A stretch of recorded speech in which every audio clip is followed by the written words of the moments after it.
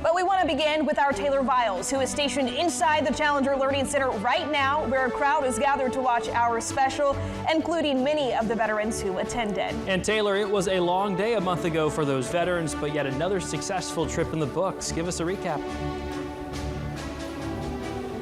Yeah, Jacob and Madison, well, they are watching our special in the planetarium right behind me right now. I went in there earlier and counted about 60 or so heads, and lots more have come in by me in the last 10 to 15 minutes. Now, Honor Flight Tallahassee aims each year to make this flight one of the best days of these veterans' lives, and once again, it did not disappoint.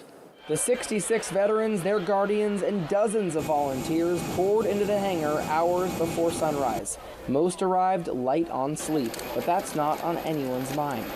Excited, ready to get on that plane and go. The nation's capital awaited the heroes aboard Honor Flight 2025. After touching down in Baltimore, a water cannon salute, just the first of many surprises.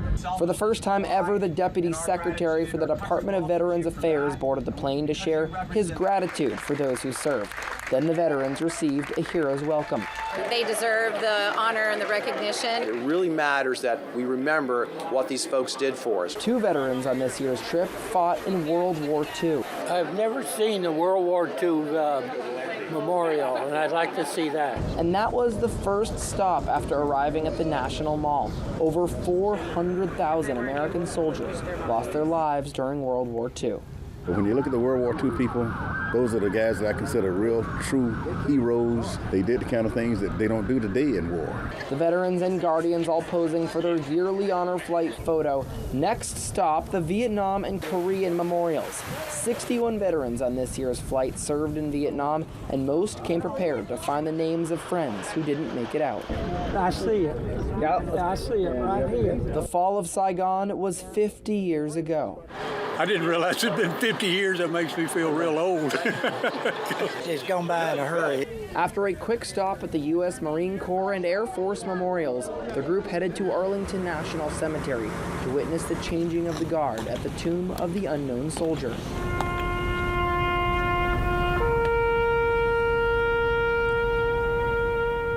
The long day in D.C. comes to an end.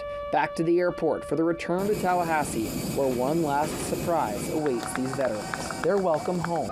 Tonight, these men got a welcoming that they probably never got when they first came back from Vietnam, and it was well-deserved for them. There's really not words for this. It's just, this is over the top great. And it just warms your heart to be able to shake their hands and say thank you for your service. It really can't be overstated just how much this trip has meant to all the veterans in the past 10 years and this year especially. Now, it was an honor to be accompanying them to Washington, as it is every year. I'll be back in a few minutes to speak with somebody here about the trip. All right, Taylor, thank you so much. We'll check in with you again in just a few moments.